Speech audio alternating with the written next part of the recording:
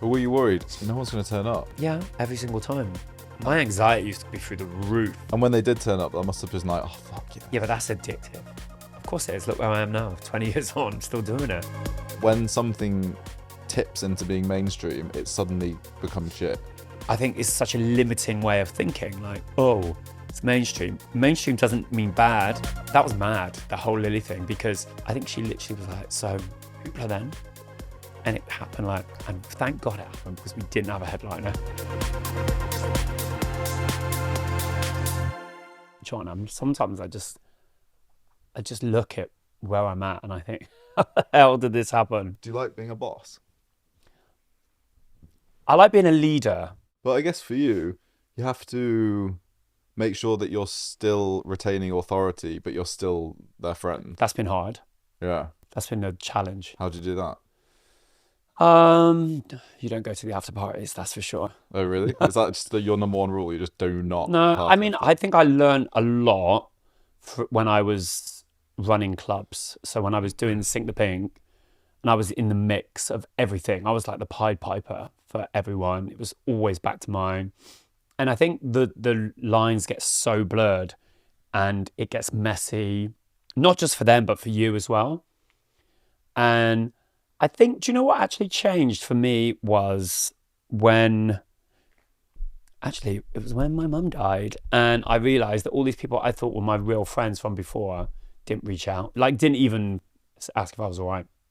And I just thought, oh, there are lines. They're invisible lines, but they are there.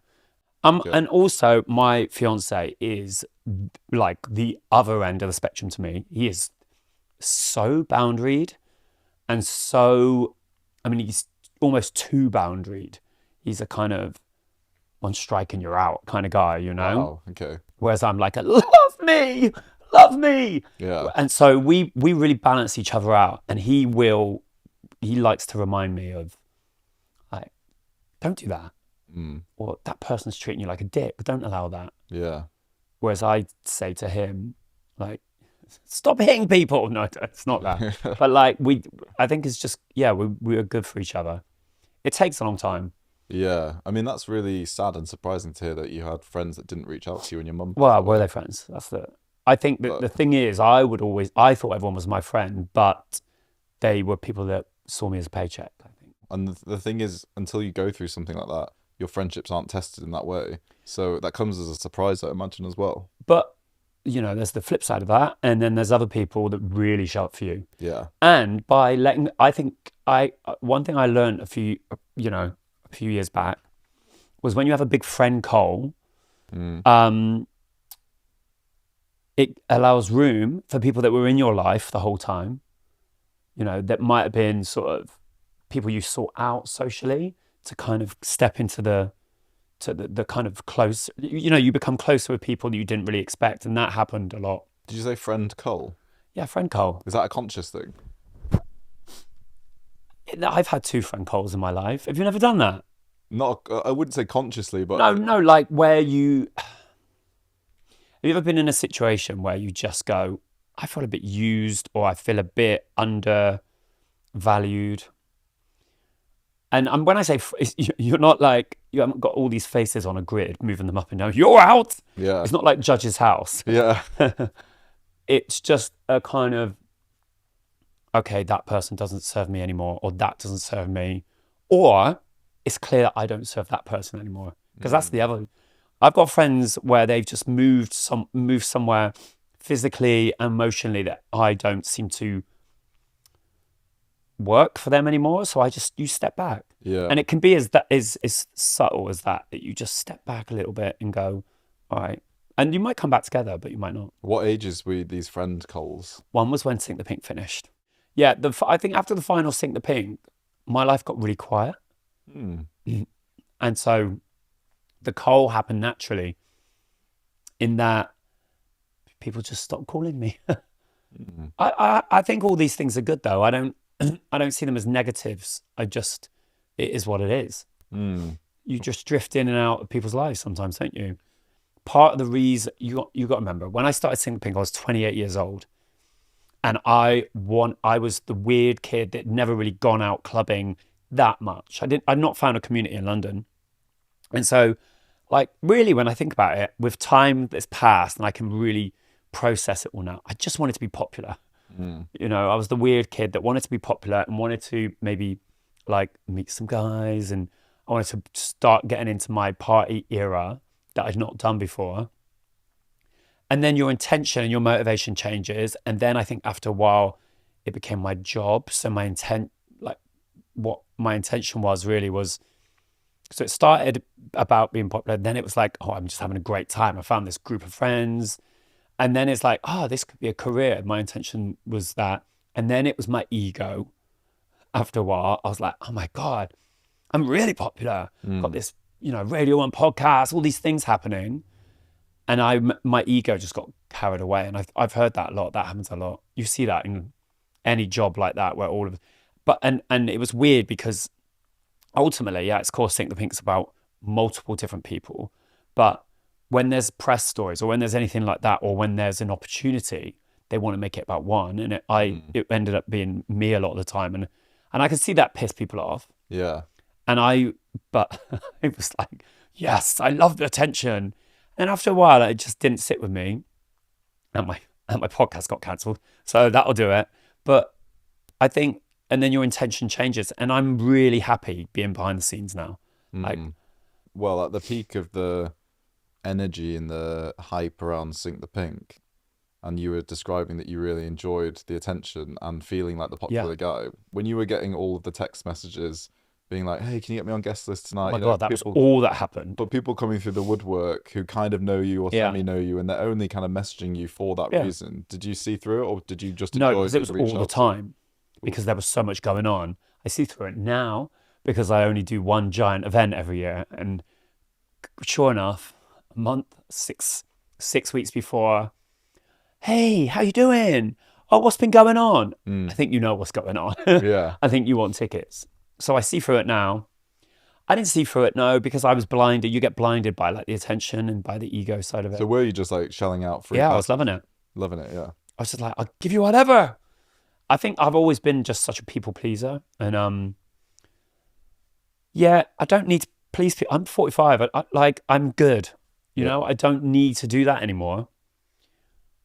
I think I've consciously stripped my life back because my career and the job I do is not normal, right? It's a weird job, which is great. I love that. But it's also very chaotic. So the flip side of that is that my home life has to be really, really calm. I mean, it's as calm as it can be, but with me living in the house. But I think I finally managed the balance. Hold on one second. I need to check something. I love that we've not. Did we even start? Or were we just chatting? I don't know. Are you interviewing me? What a technique! What a guy! I just like to get on with it. Yeah, I think it's the best way. There's nothing worse than when someone gives you an intro. I always say though, thank you for joining me. So thank you for joining me. I feel like Thank you for inviting me. I was waiting. Yes, I feel like it's long overdue because only this year I met you properly because I worked at Mighty Hoopla Malta. Yeah, and that was the first time you've done that, right? First time, yes, yeah. But we're doing it again. It's happening again. And how was it for you? It was a weird one because everything was in real time. And what I mean by that is that we'd never experienced, there was multiple events over the weekend. And like the first time that the Hoopla fam would enjoy it was the first time I was experiencing it. So you're having to kind of, it was almost like back to basics of how we used to do events, where you go into a new venue and you're just figuring it out as you go and working with people. I loved it though. I love Malta, obviously, which is why it's more than me, but like, I really love it. And we didn't just like jump into it. We did a lot of trips before, and our team over there are amazing. And I feel like there's something happening there, and it was great. And we had that one freak day of weather, and I feel like that added to the. Oh yeah, the second day was pissing down, wasn't it? But then it, with all the queers dancing to "Rain on Me" in the pool, it just. I just think that one thing I've noticed is people love to always focus on the thing that is like the negative. People love to do that, don't they? Like, and what I mean by that is everyone's always going on about queer venues being shut down here, gay bars here, gay bar. But I think people just want to spend their time differently. I think they want to do less, but higher impact. Yeah, you know? totally. I completely agree. And I think that's why festivals are thriving, and why maybe just sitting in a pub on a Friday night is like not the one as much for anyone anymore. Yeah. I quite like doing that. But I think especially now in this country, right, as queer people, we integrate with queer people in the workplace. We're having lived experiences on the daily with other queer people. We don't need to just go to bars to meet each other. So then all of a sudden it's like, well, why would if I already work with 10 queer people, I can just go to a pub, any pub, which is down below our work. Yeah. Why would I travel all the way to Soho to go to a gay pub or a queer pub? Yeah. So they think, what is the experience I want to have? Well, I want to go on holiday with all my queer friends and meet loads of other queer people from all around the world. Or I want to go and do something really large scale like Mighty Hoopla. Yeah. And I think it's about that shared experience thing, which I think people really want and lack in modern days. That sort of communal thing. I think the way that people are choosing, they want more. People want more always. And I think a holiday or a festival is exactly that. Yeah. I mean, this year, I have to say congratulations on, what was it, the quickest sellout of weekend passes ever in Hoopla history. Saturday, sold out like great. It was so fast. It was scary fast, actually. But it was very exciting. Me and Jamie, who is my business partner in Hoopla, we felt like we were on the kind of pop stock exchange. Yeah. We were just watching and he like gets off on that stuff. Yeah. I'm just like walking round in circles, and just the tickets went so fast. It was amazing. And then the weekend tickets have gone, and I think we'll have sold out at record time as well, touch wood. But it was pretty amazing, all things considering. It's not easy. It's getting harder and harder, to throw festivals and to keep up with when you put the pressure not only on yourself, but we deliver a lot in Mighty Hoopla. I think it's a lot. There's a lot of surprise. There's a lot. We're not just putting on loads of techno DJs. It's like there's a kind of level of production, level of drama to it, and there's a level of care that we really take so seriously. But that comes with a lot of pressure. Yeah. Year in, year out. And also, I think that for LGBTQ audiences, which Hoopla is it's at the heart of Hoopla, isn't it? I know it's like a pop festival, so it's for everyone. Yeah. There is a sort of more limited range of acts that are the taste of that crowd. You're not going to go for like Slipknot. You're not going to go for these sort of. No. I don't know. Do you know what I mean? You've got a slightly more niche artist. Yeah, I think bracket. It's difficult as well. And here's the other thing that people don't realize: pop artists are expensive. Glam, they travel with. They're not. It's not just one DJ jumping on a normal flight. They usually want business or it's like Heidi Montag +7 or something. +7 plus security. And they've got to stay in suites, and it's like when you start like clocking that all up, it's crazy town. And I think what I really get off on is facilitating craziness. Like I love that. I love kind of like chucking as many unexpected twists into stuff, and then just kind of like see what happens. But you know that, and that takes planning. But a lot of people that have a very exciting life, and you have an exciting life, but correct me if I'm wrong, in sort of short bursts. A lot of your year is computer planning, phone calls, meetings. So the high octane bit of your life. That's so true. Is the day itself, right? The week off show is always absolutely like really kind of like short circuiting. And at that point, you can't get off the hamster wheel because people are on schedule. So they're like, Sierra is on the plane coming. Yeah. And then it's just like coordinating a military coup, it feels like a bit. Do you think the reason that this year had so much hype and sold out so quickly is because of Lily Allen? I think that she helped. I think it was a really good line. Well, look, we have never been in the eye of the storm, you know, and that's normally because when an artist is having that hot moment, everyone around them will say, you know, do Coachella, do this, do that. They'll want to choose like the cool. Festivals are so shrouded in this, like, is it cool? That sometimes they forget to ask, is it fun? And we have always been very, you know, we're serious about fun. Yeah, that happened, mad. That was mad, the whole Lily thing, because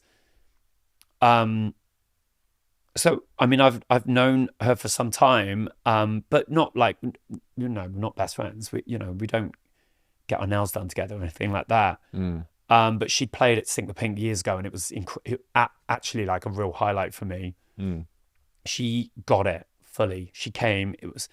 I think it was a Halloween one, and she looked incredible. Just really went to town with it. But she got the vibe, and she gets all the kind of nuance of it. And so when she was coming back, I'd not heard the record, but we had talked a little bit about it, and we'd stayed in touch. And then on the morning, I'd heard the record, and I think I DM'd her, or she DM'd me, and I think she literally was like, so Hoopla then? And it happened, like, and thank God it happened, because we didn't have a headliner. And yeah, and then we launched, and that was like 2 weeks before we launched. And was she booked prior to the album going live? No. So that's what I mean. It's crazy, isn't it? So what do you think made her give you a festival exclusive? Because my feeling is, and I can't speak for her, but essentially, for anyone that's heard the album, and I think everyone's heard the album, it's about misogynistic narcissism, you know, gaslighting heterosexual men, and a lot of festivals are for those men. And so if you're going to play somewhere where you feel completely safe, you want to do it in front of all the girls, gays and theys, right? And we're the festival for that. You know, I think she just really enjoys it. I think she's like, she's got nothing to prove. Fuck it, I'm gonna have the time of my life. I don't care. She, you know, she's doing whatever she wants. She's at that great point in any artist's career where they come back, they're bigger than they've ever been before, and she's like, I'll do it my way this time. But also that really speaks volumes about who she is, because she's chosen to do a festival like ours that sometimes people don't take seriously. So yeah, it was a real, I think, for all our team, all of the Hoopla team, we were just a bit blown away by it. I think, yeah. And it's going to be amazing, because it's her only UK festival. But one thing about booking somebody like Lily Allen, especially in this moment, is the curation of the crowd may be slightly different this time around, which I'm sure you've thought about. This is the first time I've heard, in my many WhatsApp groups with friends, my straight WhatsApp groups popping off. So lots of straight girls who have kids, who live in Surrey, who wouldn't go to Hoopla normally, are now like, we have to go, we have to go. Hoopla is for them as well. We are equally for the allies. Yay, allies. Equally for them as we are for the queers. Yeah. Just don't be a dick. Who came up with the name Mighty Hoopla? Not us. We're not going to take praise for that. So when we first started, we were just like a collective of really niched club nights. So it was like Guilty Pleasures with Sean Rowley. And we've been offered to do a festival at Butlins. That's where it began. And it was a very different thing then. And subsequently we got banned from Butlins because we were wild. But that was fun though. Wild days. Yeah, I know. I wear that as a badge of honor. Yeah. And Sean Rowley, who's an amazing, you know, a real great guy. He's no longer involved, but he ran Guilty Pleasures and created Guilty Pleasures and was a music A&R guy for years. He came up with a name, and it just stuck straight away. Because Hoopla, what's the definition of a Hoopla? A jolly old good old time. And then and people just call it Hoopla, right? But then it's weird that it's become Mighty. Yeah. It's become this big thing. So it's weird actually how it just sort of fell into the name, and it just doesn't sound like anything else. So what happened at Butlins? What didn't happen at Butlins? But to get banned from Butlins, what sort of activity was taking place? It was a different time. Okay. It was a different time, and the Sink the Pink lot were wild. We were wild. And if someone told us we couldn't do anything, we would do it more. We were quite naughty and rebellious. People that worked there? Anyone. Oh, you mean the Sink the Pink lot as in the crew or the audience? No, the Sink the Pink, like Queens, all the performers. And there was loads of us. There's like 20 of us. Yeah. We would just cause absolute havoc in the hotel rooms. There was nudity. There was, There was more than that. There might have been rubbing. There was a lack of... Were there any actual Butlins guests that crossed over on the same weekend? There was a couple. Fucking hell. Were they into it or were they shocked and horrified? I'd say the latter. Shocked and horrified. But we were invited back. We went back. We had a couple of years off, and then we went back and we did, I think, 2 or 3 weekenders, and they loved it. But we outgrew it, I think. I'm always like want to do... Once I've done something, I feel like you've done it, you know? If you built a career on passion and that you no longer feel that sort of instinctive fire burning about something, you've got to just leave it. And that's what happened with Sink the Pink. That's what happened with Butlins. Can I ask you more about so when I said to you that Lily Allen might attract a certain type of crowd, which could be different for Hoopla, by running a primarily LGBTQ festival, there needs to be, I imagine, some thought behind, as I said, the curation of the people that come, right? Because safety, feeling like you can be yourself and all that sort of stuff is why people go. But generally, when you look at nightlife, the balance between inclusivity and also needing to be selective over who you invite, what do you think about that? Because there could be club nights which are only for lesbians, or there could be club nights or events that are only for gay people. Do you think that that's something we should encourage, or do you think that's something which it shouldn't be allowed? I think it's different in club nights, because I think that there's this sort of level of mid-level clubbing, and by that I mean like 1,000 people. I think a lot of club nights have got a lot smaller now, or there's the big festivals, right? So the smaller club nights, and bearing in mind I don't really go out clubbing, but I do understand why they might have like a lesbian only, because if you let in a group of 10 guys, there's only 150 in the venue, the energy changes. It does. We can get away with it at a festival. It's different. And we just don't really have a problem. But we also do I think when you do one big event a year, there's a lot of planning and prep behind the scenes, and we have a lot, like our security team. We work with a real specialist queer security team, and we have someone that works for us specifically on access and on all of those things that's queer and from the community. And we just do a lot. We do a lot that you don't have to do behind the scenes. You'll know about this, but there's another night in London called Adonis. I do know it. And they got in shit because they posted no circuit gays. Do you remember this? I remember that. Yeah. So that's them as a night, as an event. Didn't that just attract the circuit gays? I've never been to Adonis. I've never been either. But it's my friend, someone I've known from Bristol for years. Shay, that's Shay's night. Yeah. And like, bravo to Shay, because that's been running for a long time. But do you think you can put out a statement to say the sort of people you want to come to your night? I think you can. I mean, it's not the way I've done things. Sink the Pink was always about, we were the opposite of that, because of when we'd gone out before, me and Amy, it was often like she couldn't come in because she was a girl, or I would go to club nights with her and I didn't feel welcome. So we were like, let's just do something that feels like a house party where no one gets policed on the door, you know? You know when Sink the Pink was like in its prime, what year would that be? So started in 2008.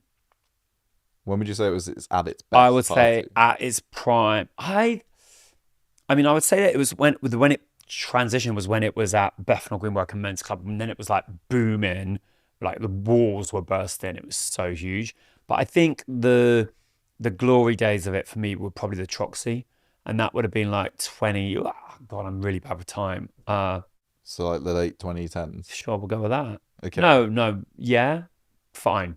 But so people sometimes say about anything in life, but Yeah. you could apply this to nights and events, that when something tips into being mainstream, it suddenly becomes shit. Yeah. Did you feel at any point Sink the Pink or even Hoopla, it retained a sort of secrecy, or if you know, you know, and then as soon as everyone knew, you felt the party shifted into something that wasn't as good? Yeah, but it became like it's about. Let me say that again. It's about your intention, and I think with me, I always wanted it to be mainstream. Sink the Pink, because I used to think this is amazing, and sure, we probably lost some of the cool hipsters, but fine. I wanted us to be on Graham Norton, which we did. I wanted us to go on tour with a Spice Girl around the world. We did. I think it's such a limiting way of thinking. Like, oh, it's mainstream. Yeah, but it also means that queers all around the world get to see that and see it on a different platform. I think mainstream doesn't mean bad as long as you're the one guiding it and it's not just running away with itself.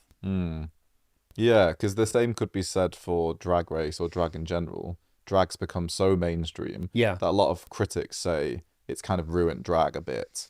I don't think it's. I went out on Saturday night. It kind of got carried away with ourselves. We went to the Divine, went to the basement, and it was the first time I've been out to see drag actually in ages, and it was great. It was so good because it was the drag that you wouldn't see on stage, on the RuPaul's Drag Race stage, right? And I think that has got really commercial, and I also, by the way, I don't really think that is for me, and probably not for you. It's become now for mums and daughters and young queer kids that are finding themselves. So it serves that purpose. But I want to see someone, give birth on stage. I want to see, I'll take a prolapse if it's entertaining enough. Yeah. I just want to see something on stage that it evokes some sort of feeling. I think when something goes into the mainstream, the underground will become grittier and grittier and grittier.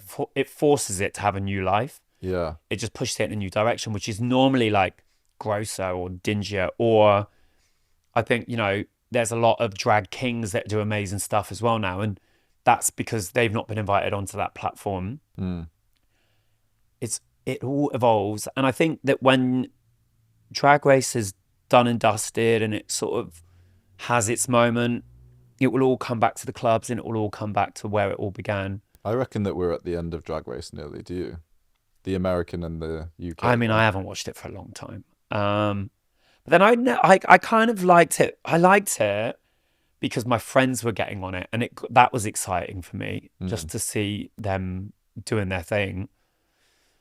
But I can't say that it holds my attention. Let's just say that. When you became a public figure for gay people and queer people, and with that would have come pressure to potentially, cross your T's, dot your I's, say everything politically correct and make sure that you're appeasing everyone. Did you feel that when you spoke in a public setting or on podcasts or anything, in interviews, or did you not let any of that pressure get to you? No, I don't feel that pressured about it, to be honest. Maybe I should be. Like I said, I don't do this that much anymore. You're welcome. Thank you. No, I didn't. I was really nervous when I did. Actually, I was nervous when I did the BBC podcast thing. Definitely. I was nervous when I wrote a book. I was very nervous then.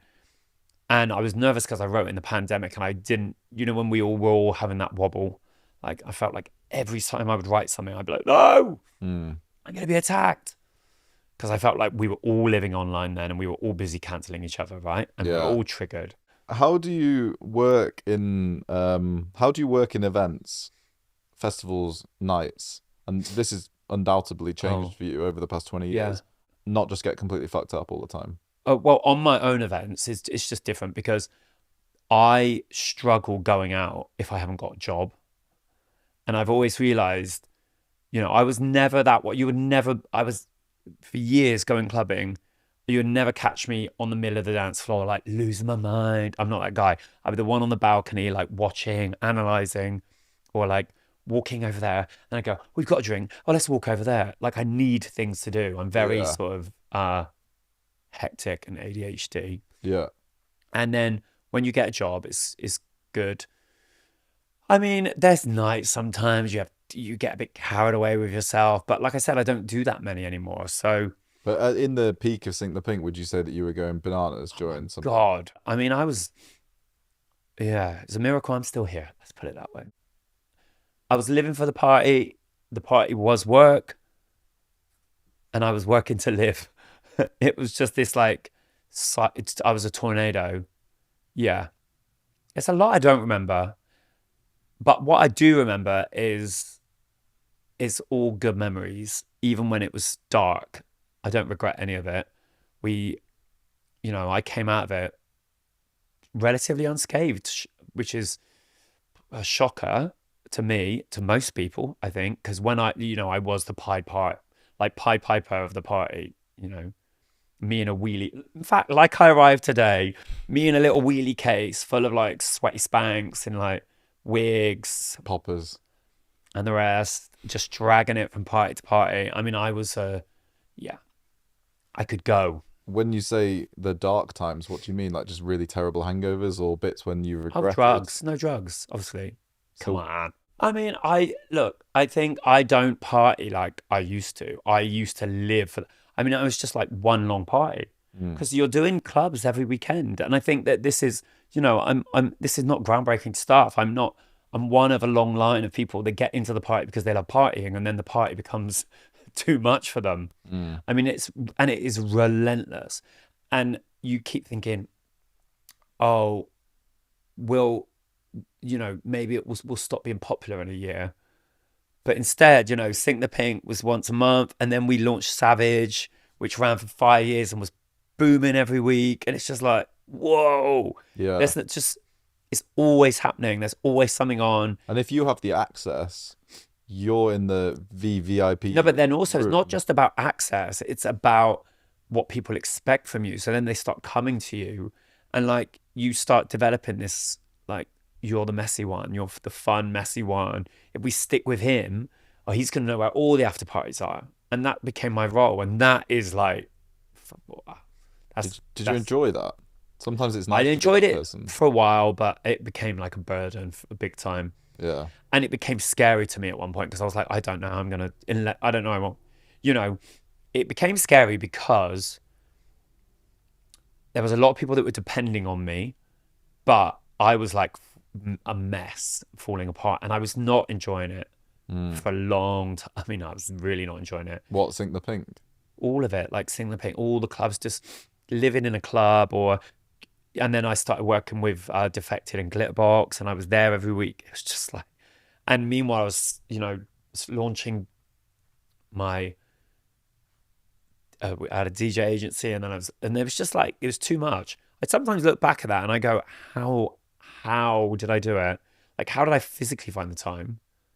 Well, I wasn't sleeping much, so there's that. But I don't know how I came out of it and didn't have a nervous breakdown. When you're the center of the party that you just described, were you single for most of that time? Yes, most of the time. So, I mean, it's very difficult to have a relationship with someone when they're in that. I was with someone for a while, but like, yeah, no, I was. And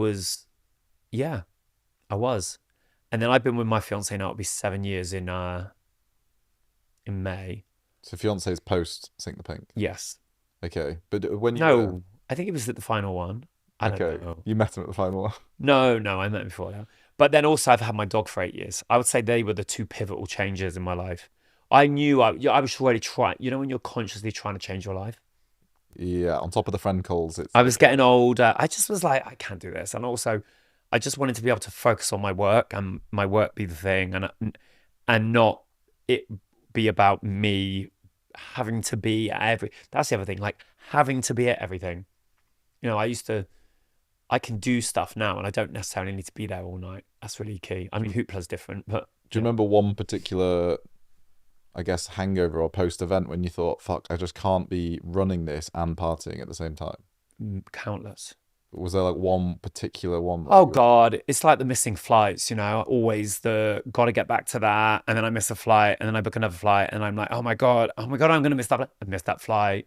I remember like, yeah. Do you know what it was for me? It was the letting people down, I think. Because I was so used to letting myself down. It sounds so deep. Because I was just like a hot mess all the time. But when you start letting people down and you see that disappointment in their eyes and you're like, I can't do that. I love this person too much and I love what I do. And I'm not just fucking my life up, I'm fucking their life up. So you start making changes and it's gradual. And then all of a sudden you go, oh, my life feels a bit different and I'm more at peace. And so, yeah, you just start changing.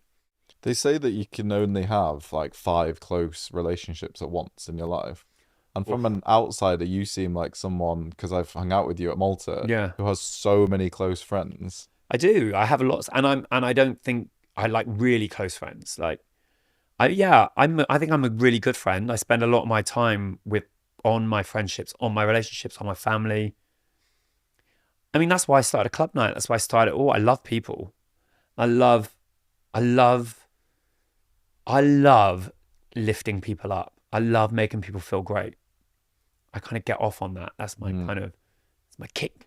And I like looking after people. I always think I've just put 2 and 2 together. My mum was like that, actually. My mum was a childminder. My mum was like, on our neighborhood, our back door was always open, and my back door was always open. Or still? No. But my mum, like, she would always look after everyone. Anyone that wanted to come, and if they needed dinner or whatever, my mum would cook for them. And I think I got that from her, obviously. I've only just realised that. But like I always want to look after people. Were you one of 7? One of 7. That's a lot. Still a lot. So are you the youngest? Second youngest. Second youngest, So I'm right. just forgettable. Well, also... So you have to really try just to kind of like cut through the noise. But I'm thinking now, I'm hearing about your life and your Sink the Pink experience and how chaotic that sounds. Also being one of 7. I was equipped. Do you think that you, as a person, kind of get off on chaos? Yeah. I get off on, yes. I mean, I am quite, yes is the answer. Yeah. I do. Well, I've always lived in chaos. And also my mum was a childminder illegally, looking after like 10 kids, 3-bedroom, small house. I mean, small for that amount of humans. It was chaotic. I went to I've always lived in chaos. I think that you feels good. But I'm really good at managing chaos. Like I'm very good at like looking at it all and understanding how to navigate it. Professionally, personally. But you don't like chaos in your romantic life? Hell no. Because some people who like chaos like no way. Dramatic chaos. I am not traumatic as a person at all.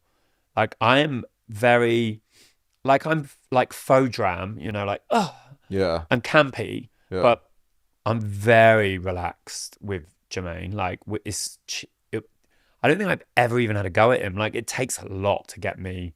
I just want an easy life. Don't we all? Like I've been in relationships before that's so dramatic.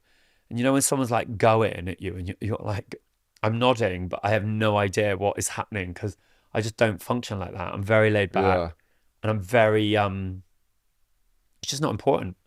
I want to know some more of your, like ultimate memories of your career.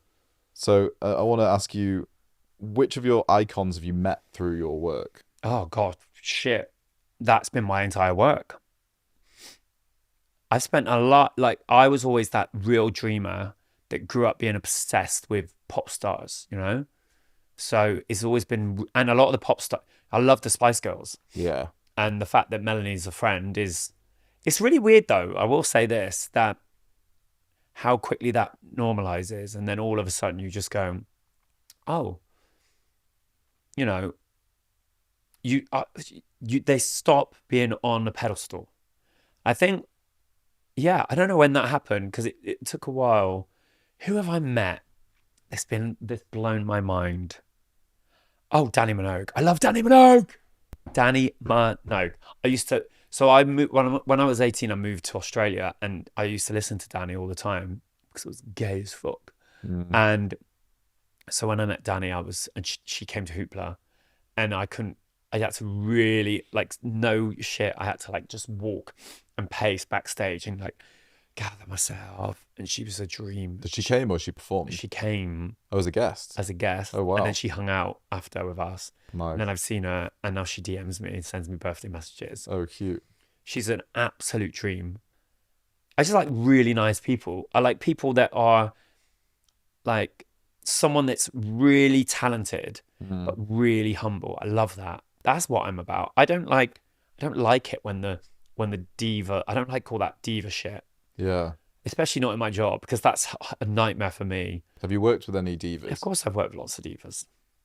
And I'm not going to tell you who they are. But if I'm going to pivot here. It's media training. If you're talking about, like, iconic moments for Hoopla or for, like, me in general, I think there's a couple. There was one when we performed with Melanie, and we did Sao Paulo Pride, and we did this float, which can only be described as this, like, military tank that went through the crowd. I think it was World Pride, actually. There was 4.5 million people there, and it just, she could barely even sing because we were so blown away by it. It was so, wow. It was so, and they were going for a similar time. I feel that we are on the cusp of, where all their rights were being taken away or threatened to be taken away. You could feel this sort of politicized fight in the air. So it just felt so powerful being there. And then all the energy's coming into you because we were, like, going down, just like, we were, God, our adrenaline after that, for, like, days, we couldn't come down from it. And then I would say one of the most special moments that I'll never forget is this year when Kesha performed Praying. And I'd hooked up with a trans voices choir, and they'd come out to sing Praying, and it was a surprise. And it just was like, I was watching it from the side of the stage, so I didn't really get a sense. And I looked out, and it was just like out of body experience. I just remember having this moment thinking, I fucking love what I do, you know, that I get to share, I get to give people memories like that. Yeah. And it's rare that you get to, on a Sunday night, have an emotional moment with that many queer people together. It was, it's pretty mind-blowing. But yeah, I've had so many. They keep happening, which is just the best, which is a gift. Have you, as a festival organizer, ever had any Fire Festival scares where you thought, where we served craft cheese slices? Almost. But, you know, doing something big. Yeah, of course. I mean, like, you know, the weather is always a nightmare. We've had to lay industrial chippage around the park. Oh, yeah, I remember that, actually. Yeah. Well, you just get through it, don't you? You know, again, you just, look, it's a crazy, crazy game when you think about it, running a festival. It's like you're constantly playing with fire, and you're constantly playing poker, really. And it's difficult, and it's always changing, always moving. You just have to be tenacious and resilient and keep going, because the event has, you know, the show must go on, basically. And yeah, and it's always worth it. It's always worth it. I think once the doors are open and you get to that bit where you start seeing people flinging their cowboy hats in the air, you're like, yeah, it was worth it. It's a thing which people who want to start their own thing. So you and your best friend Amy started Sink the Pink. Yeah. From just an idea in the garden. Idea in the garden. So the step in which stops people from actually putting themselves out there is, who's going to give a shit about us doing something? How cringe is this for me to put myself out there in this way? Yeah. I think it's hard. That's harder now because this is pre-Instagram. We did Sing the Pink. You know, it was like it was before people were documenting, and I think that is up to people's accountability of their cringe. Mm. You know what I mean by that? Like we were just no one was watching us. We were just running it like, I mean, in some mad, demonic, egotistical way. We were basically just throwing a birthday party for ourselves every single month. And we didn't really know anyone. So we were just begging our mates to all. And before that, we'd just been going to a different mate's house, but it was just like small house. So we were just asking our mates to come and support. And then it just kept getting bigger. And it's all about an energy. You just have to keep your energy going. But were you worried? No one's going to turn up. Yeah, every single time. My anxiety used to be through the roof. And when they did turn up, I must have been like, oh, fuck yeah. Yeah, but that's addictive. Of course it is. Look where I am now, 20 years on, still doing it. Mm. You still have that pang. I think it stopped. It stopped when we started doing tickets. That's always a fail-safe way of knowing. Yeah. But you still get other worries. You worry like, is it going to rain? Are people going to have a nice time? Will they understand that weird curveball performer that I put on? Mm. Or like, do you know what I mean? You are still dealing with humans. Mm. And also, you must have nerves over, oh God, is that act going to pull out? Or this person's flight got cancelled? Or, you know, but I think that always happens. Like, that goes back to managing the chaos. Yeah. You know, that chaos there's always going to be something that happens. It's about how you deal with it in the moment. Okay, tell me, what's the truth behind this? So I went to Hoopla a few years ago. Katie Price was supposed to perform, and she said, I can't come because my horse is unwell or something. How do you know this? Because I was there. I was at the festival. Oh. And she said, her horse died. That was actually what happened. If you ask Katie. Okay. I just remember being very sad that she wasn't there at the festival. She came back though, you know. Did she come back? Yeah. We spoke about it, and she wanted to play, and I said, well, you were supposed to play before. And she's like, oh, please, I just want to play. So good on her. She came back. Oh, I must have missed her when she came back. I think she did like 2 years ago. The temp packed, and she absolutely went off. What did she sing? Her songs. I only know her Eurovision. What's your favourite song of Katie Price's, John? No, shit, that's Chanel. Who's the girl from Big Brother goes, I want it all. I want it right now. Yeah. You should get her doing that, honestly. I know. Is that a song? Do you remember that from when she had to pretend? She had to pretend to be a pop star? Yeah. Oh, yeah, because she went... That was Michael Barrymore year. Yeah. One of the best years of Big Brother ever. Correct. Were you going to Sydney? We are. This is the first Mighty Hoopla Down Under. Yes. Or even outside of Europe? Outside of Europe, never done it. Yeah. So on Bondi Beach. How's the organisation for that with a different time zone? Oh God, that's a lot. People don't tell you about that. Yeah, lots of 7 a.m. calls. But it's been a dream come true. I've always wanted to do that. It's where I came out. It's always been this full circle moment to end up doing Australia, but we never thought we would to be doing it on Bondi Beach. I mean, like, that's wild. I mean, that's going to be mega, right? Has the reception been good for that? Yeah, really good. I mean, the lineup's insane. You know, Kesha's back. Yeah. Becky Hill, Countess Luann, Find a Mighty Hoopla where Countess Luann is not at. Loads of amazing Australian talent as well. Yeah, loads. Some surprises. Always surprises at Mighty Hoopla. Yeah, I'll be there for that. Are you going to come? Yeah, I'll be in Australia for those 2 weeks. What? How? Why? Because my brother lives in Sydney. How amazing. We're here to Mardi Gras. We're off. Yeah. Let our world tour continue. Yeah. 3 of your absolute fantasy performers. Yeah. Danny Minogue. Okay. Well, she's a mate. You can just DM her. Yeah, we try. Yeah, we'll get there with her. Cher. Oh, yeah. Who else would I love to see? I'd like Troye Sivan. Yeah, I can see that. Or Robin. No, Robin. I would love Robin. Robin, yeah. Marina. I'm saying lots now. They're all coming out. Oh, I want to hear it. It's good. Marina. There's so many good. There's so much. I like Erasure. I love Erasure. Mm. Yeah. Can you not be the festival that brings the Spice Girls back together? Well, I don't. Well, I think they're still together. They are, if you look on Company's House. Okay. So Spice Girls Limited. It's still together, but they're just having a pause. I think they've all got their own thing going on. Melanie C's got a banging song out called Sweat. She's got an album coming. So I think they'll have a moment. I know nothing. I don't actually know anything. They would be amazing. I don't know why I didn't think about them. I'd like to retract my statement. Spice Girls. For everyone you just said, I can so see that happen. Yeah. Especially I don't know. Robin. Robin would be... Well, again, though, she plays the cool festivals. The cool festivals. Are you not a cool festival? I think we are. I think define cool.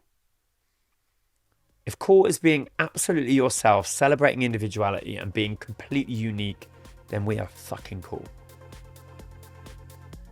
I think we should leave it on that. Yeah. Hey. All right. Well, Glyn, thanks for joining me. Shit, sorry. No, that's the end. That's it. That's nice to be here. Run off.